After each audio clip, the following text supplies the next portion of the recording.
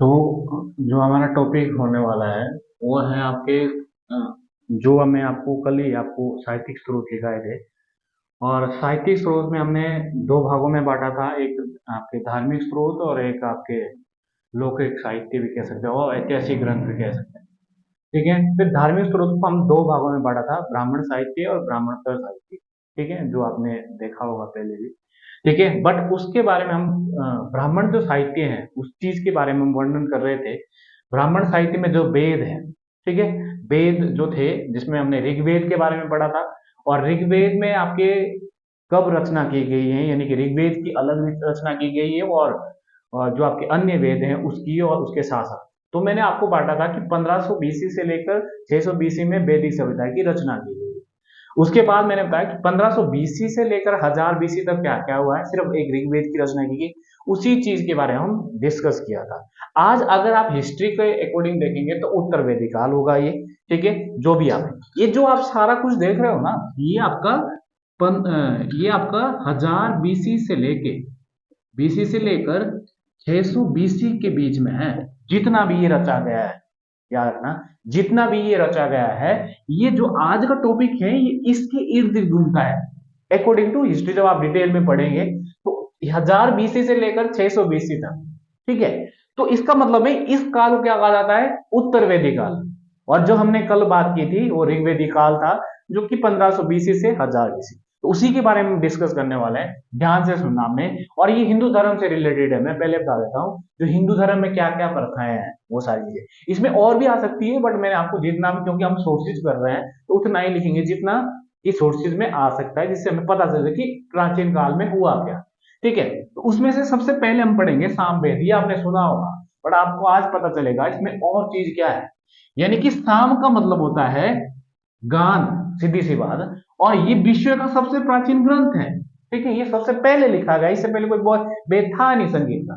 अब आपसे आपने सुना होगा सारे गामा पादा नी सा, ये सबसे पहले किस वेद में है, साम वेद में। यानी ये जनक माना जाता है सारा गामा पादा नी जो स्वर है जो बोले जाते हैं। अब ये जो 1810 मंत्र है ये ऋग्वेद से कॉपी किए गए हैं। ऋग्वेद में जो मंत्र बोले जाते हैं आपने देखा होगा, एक टोन आती है ऋग्वेद मतलब मंत्रों की। जो ये जैसे कोई भी बोलते हैं आप मंत्र, जो भी चीजें बोलते हैं, ये बोलने का जो तरीका या टोन जो लाई जाती है वो क्या है, सामवेद में। यानी कि उसी का जनक ये माना जाता है। उस चीज के बारे में आपको पता होना चाहिए।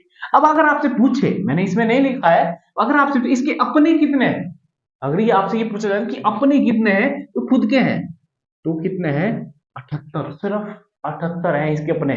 ठीक है, बाकी सारे के सारे मंत्र कहां से लिए गए हैं, ऋग्वेद से। ठीक है, अगर आपसे पूछे सामवेद का पुरोहित कौन सा है, आपको हर ग्रंथ से पूछा जा सकता है, तो आपने क्या है, उद्गाता। मतलब पुरोहित का मतलब जो ये मंत्र बोलता है, बोलने का मतलब है जो इसमें संगीत से रिलेटेड है, जो कुछ बोलता है उसका नाम क्या है? जैसे हम बोलते हैं ना पंडित, उस समय क्या बोलते हैं, उद्गाता बोलते हैं। ठीक है, ये आपको पता है। अब उपवेद मतलब इसको जो इसी के तरीके का एक और वेद है, उसको कौन से बोलते हैं, आपका गंधर्व वेद। ठीक है, जो गंधर्व वेद, ये आपको पता होना चाहिए गंधर्व वेद है। उसके बाद इसके बारे में मैं आगे ट्रांसलेट किया, आपको बेटर समझेगा जो मैं आगे बताऊंगा कि ब्राह्मण ग्रंथ क्या होता है। वैसे मैंने पहले भी बताया होगा आपको। आर्णिक क्या होता है ये आपको आगे चलेगा जो पता चलेगा। ठीक है, आर्णिक उपनिषद क्या होता है, तो इसके जो ब्राह्मण है, याद रखना, ये जो ब्राह्मण है इनको सरल समझाने के लिए, हम लोगों को समझाने के लिए लिखा क्या गया है। तो ये किस में वर्णन है आपके, ये जो अलग अलग आपके ब्राह्मण माने जाते हैं। आर्ण्यक अर्थ में आपको आगे बता रहा हूं इसका कि होता क्या है। ठीक है, तो षड्विंशति यानी कि आपको इसमें सबसे प्राचीन, आप इसके बारे में भी आप विशेषता आप ही समझेंगे कि क्या इसमें वर्णन है। ठीक है, इसमें कृष्ण का वर्णन है, आपको आगे हम डिटेल में पढ़ेंगे। फिर है यजुर्वेद, यानी कि आपका अगला तीसरा वेद, यानी ये दूसरा है। कल मैंने आपको पहला दिखाया है, ये दूसरा है, ये तीसरा है।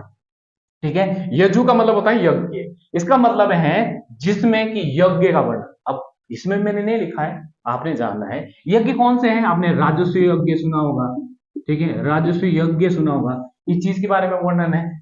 अश्वमेध यज्ञ, ठीक है, अश्वमेध यज्ञ ये सुना होगा। आपने सुना होगा जब देखो आप राम जब ये लव कुश पकड़ लेता है अश्वमेध यज्ञ को, उसे लड़ाई लड़नी पड़ती है, यानी कि अपनी अस्तित्व की रक्षा के लिए, अपनी शक्ति को दिखाने के लिए यज्ञ किए जाते हैं।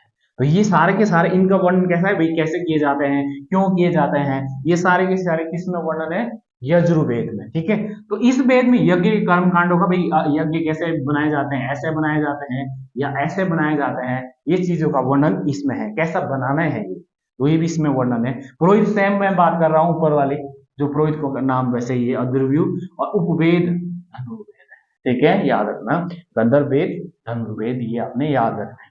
उसके बाद ब्राह्मण ग्रंथ सेम है, शतपथ ब्राह्मण। हाँ, आप ये लिख सकते हैं शतपथ ब्राह्मण की खासियत भी लिख सकते हैं, इसमें राजोत्व का वर्णन है, इसे पंचम ब्राह्मण मतलब पंचम वेद भी कहा जाता है। ठीक है, यानी चार में से पांचवा वेद इसको माना जाता है शतपथ ब्राह्मण। अब आप इसमें भी लिख सकते हैं शतपथ ब्राह्मण सबसे बड़ा ब्राह्मण है, सभी में से जितने भी ब्राह्मण की रचना की गई है, शतपथ सबसे ब्राह्मण किसका है, यजुर्वेद का। ठीक है, तो ये सारी चीज तैत्तिरीय वर्णन आपको पता है, इसमें बोलते हैं कि जो मेहमान होता है भगवान के समान होता है, वो तैत्तिरीय। आगे हम डिटेल में करेंगे इसके बारे में, सिर्फ मैं आपको पढ़ा ये कि क्या वर्णन होगा आगे। ठीक है, आर्ण्यक भी सेम है, और आपके आर्ण्यक भी तैत्तिरीय है, वही आपने नाम लेते हैं। याद रखना, ये बंदों का नाम है, ये व्यक्तियों के नाम है, उन्हीं के नाम पर इन्होंने रचा गया है वेदों को। ठीक है, उसके बाद उपनिषद, उपनिषद सेम आपने, और इसके बारे में आपको आगे पता चलेगा, वेदांत की सबसे बड़ा उपनिषद माना जाता है। ठीक है, उसके बारे में। उसके बाद अथर्ववेद। ठीक है, अथर्ववेद के बारे में आपको पता होना चाहिए, ये नया वेद है। ठीक है, ब्रह्मवेद भी कहते हैं, मैंने इसमें नहीं लिखा है, आप लिख सकते हैं ब्रह्मवेद भी कहते हैं, इसे पुरोहित वेद भी कहा जाता है, अथर्ववेद की बात कर रहा हूं। ठीक है, वो सारी चीजें हैं। इसके यहाँ पे मैंने सिर्फ नया वेद लिखा है। इसमें जादू टोना विज्ञान मैंने इसमें नहीं लिखा है, जड़ी बूटियां, ये मैंने यहाँ पे सिर्फ जादू टोना लिखा है, आप इसमें जड़ी बूटियां भी लिख सकते हो। ठीक है, जड़ी बूटियां भी आप इसमें लिख सकते हो, ये भी बहुत जरूरी है। जड़ी बूटियां, ये सारा नया वेद है, ये सारी चीजें इसमें वर्णन की गई। बाकी मैंने पुरोहित सेम, ब्रह्मा इसमें पुरोहित है, ब्राह्मण इसमें गोपथ है। याद रखना, इसका एक ही ब्राह्मण है, बाकी के आपको दो दो तीन तीन चार चार मिलेंगे, इसका एक ही ब्राह्मण है, वो है गोपथ ब्राह्मण। ध्यान से सुनना आपने, सिर्फ एक ही है और कुछ नहीं है।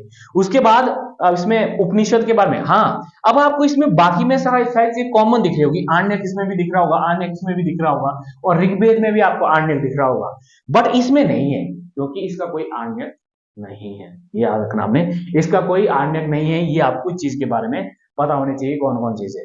उसके बाद उपवेद, शिल्प वेद, शिल्प होता है जो चित्रकारी करते हो आप, बढ़िया डिजाइन बनाते हो, चीज के बारे में, तो ये सारी चीजें हैं।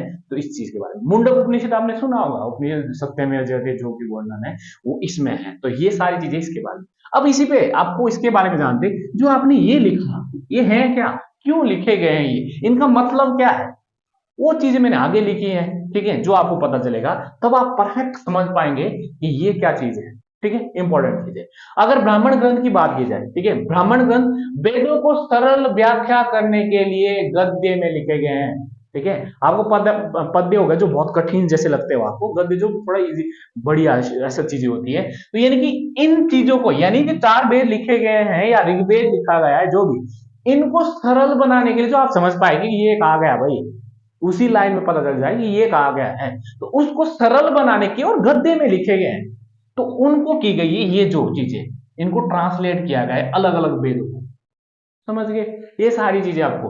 अब आर्ण्यक मतलब जो जंगल में लिखे गए हैं और रहस्यमय तरीके से, ठीक है, रहस्यमय तरीके से ये चीजें जो जंगल में, ब्राह्मण ये भी कह सकते हैं आप, जो घर में लिखे गए हैं, यानी कि उनको ट्रांसलेट घर में किया गया है, या जिनको जो आध्यात्मिक रूप से जो ऑब्जर्व किया जाता है, उस चीज को आर्ण्यक कहा जाता है। ठीक है, और मैंने आर्ण्यक लिखे हैं सभी चीज के। ठीक, सिर्फ एक ही का तो नहीं लिखा, अथर्ववेद का नहीं लिखा, बाकी तो सभी के लिखे हैं। ठीक है, तो वो सारी चीज। उपनिषद, अब उपनिषद का मतलब सिंपल शब्दों में आपने जाना नहीं, पहले तो आपको ये बता कि उपनिषद अर्थ क्या होता है, उपनिषद का क्या अर्थ होता है, यानी कि गुरु के समीप बैठना, सिंपल शब्दों में, गुरु के समीप बैठना। अब क्या बैठना, मानो मैं पढ़ा रहा हूं आपको और आप मेरे सामने बैठ रहे हो, पर बातें क्या होगी, और इसमें उपनिषद में है क्या, यानी कि जब मैं बोला कि आत्मा मरती नहीं है, ऐसे कि ऐसा कुछ, सब मोह माया है, ये सारी चीजें हैं, यानी कि जब ये बातें एक दूसरे के बीच में क्या हो रही है, इसमें गुरु और शिष्य के बीच में, उसे क्या कहा जाता है, उपनिषद। ठीक है, यानी इसका अर्थ अगर आप समझ रहे हो, अगर निचोड़ करेंगे, उपनिषद का मतलब है जो इन सभी वेदों में कर्मकांड है। समझ रहे हो, ध्यान से सुनना, जो इन चारों वेदों में जो कर्मकांड है, उसको सरल भाषा में समझाने के लिए, कि कुछ नहीं होता, आप सब कुछ पुरोहित थोड़ी नहीं होता, यानी कि इनके जो कर्मकांड है अंदर, जैसे आपने दयानंद सरस्वती मॉडर्न हिस्ट्री में लिखा वेदों की ओर लौटो, ऐसा तो नहीं बोला तुमने कर्मकांड की ओर लौटो, ऐसा तो नहीं बोला।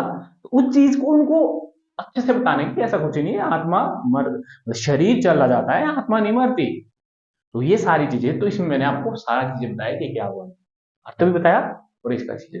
कुल 108 हैं, जो प्रमाणिक हो चुके हैं वो 12 हैं।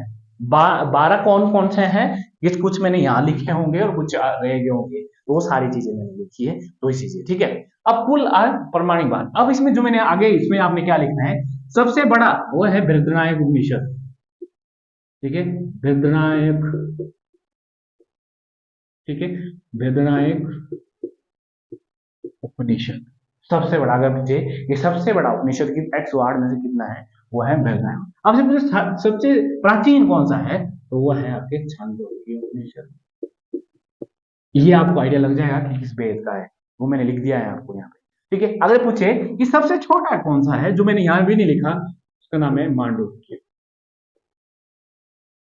मांडुक्य उपनिषद। और मांडुक्य उपनिषद अथर्ववेद का है, याद रखना, अथर्ववेद का है, ठीक है, ये सारी। फिर उसके बाद में जो चीजें नहीं समझ आ रही थी, उनको सरल भाषा में समझाने के लिए, ठीक है, उनको सरल भाषा में समझाने के लिए फिर जो नई चीजें जोड़ी गई है, उनको सरल भाषा में इसको इस हिसाब से व्याकरण के माध्यम से, ये आपके टोटल आपके 6 हैं, ठीक है, शिक्षा, व्याकरण, छंद, निरूक्त, कल्प, ज्योतिष, ठीक है। षड दर्शन आपके 6 हैं, सांख्य दर्शन, ज्ञान दर्शन, ये आपको गिनती से याद रखना है कौन कौन से हैं, ठीक है, ये मैंने आपको लिख दिए हैं कौन कौन से हैं, ठीक है। तो ये 6 हैं आपके। और पुराण यानी पुरानी चीजों को जानते हैं, पुराण जो वंश है, जैसे आपके वंश हो गए, वो किसमें सारवत है। बट इसमें एक चीज आप और रखते हैं कि सबसे प्राचीन पुराण कौन सा है, ये आपसे पूछा जा सकता है, वो है मत्स्य पुराण। बाकी गरुड़ पुराण सबसे बड़ा है, आप बड़ा भी लिख सकते हो कि बड़ा कौन सा है, गरुड़, गरुड़ पुराण। जो आपको वायु पुराण भी मिलेंगे, बहुत सारे पुराण मिलेंगे आगे, जो हम डिटेल में डिस्कस करेंगे। टोटल आपके 18 है, 18 है। महाकाव्य आपके 2 हैं, रामायण और महाभारत, रामायण और महाभारत। रामायण में आपके 24,000 श्लोक हैं, ठीक है जी, और महाभारत में आपके 1,00,000 श्लोक हैं, ठीक है जी, 1,00,000 श्लोक हैं। और ये रामायण का रचना आपको पता होगा, ठीक है, आपको महाभारत का भी पता होगा, ये सारी चीजें हैं, तो वो सारी चीजें। हाँ, एक चीज आप इसमें ऐड कर सकते हैं, यजुर्वेद, जो मैंने शायद इसमें ऐड नहीं की है। ऐड क्या करेंगे आप, इसको 2 भागों में बांटा गया है, याद रखना आपने, इसको 2 भागों में बांटा गया है, ठीक है, इसको 2 भागों में बांटा गया है, ठीक है, कृष्ण यजुर्वेद, ठीक है, और शुक्ल यजुर्वेद, कृष्ण यजुर्वेद और शुक्ल यजुर्वेद। तो और यही एक ऐसा वेद है जो गद्य और पद्य में लिखा गया है, ठीक है। तो ये आपका आज का टॉपिक था, जो हमने साहित्यिक स्रोत में पढ़ा, धार्मिक स्रोत का ब्राह्मण साहित्य पढ़ा है, उस चीज के बारे में, ठीक है। तो बाकी हम आगे दूसरी चीजों के बारे में पढ़ेंगे, क्योंकि मैं बौद्ध धर्म, जैन धर्म के बारे में आगे डिटेल में लिखाऊंगा। हाँ, बट हम तीसरा सोर्सेज पढ़ेंगे, प्राचीन भारत के इतिहास के प्रमुख स्रोत, वो है आपके विदेशी स्रोत, जो 3 हिस्सों में बताया था ना, कि साहित्यिक स्रोत को 3 भागों में बांटा गया है, सॉरी, प्राचीन भारत के प्रमुख स्रोत जो है वो 3 है। एक पुरातात्विक, जो मैंने आपको लिखा है, अभिलेख, सिक्के, ये सारी चीजें। साहित्यिक को मैंने आगे भागों में बांटा है, मैंने ये चीजें बोली कि इसमें ग्रंथियात है, और जो आपके नास्तिक है उसमें बौद्ध और जैन धर्म है। बट जो अगला टॉपिक जो रहेगा, वो रहेगा आपके विदेशी स्रोत, ठीक है। विदेशी स्रोत में कौन कौन से विदेशी थे जिन्होंने भारत के बारे में लिखा, प्राचीन भारत के बारे में, ठीक है। तो ये चीजें आपके आज के लिए इतना ही था, ठीक है।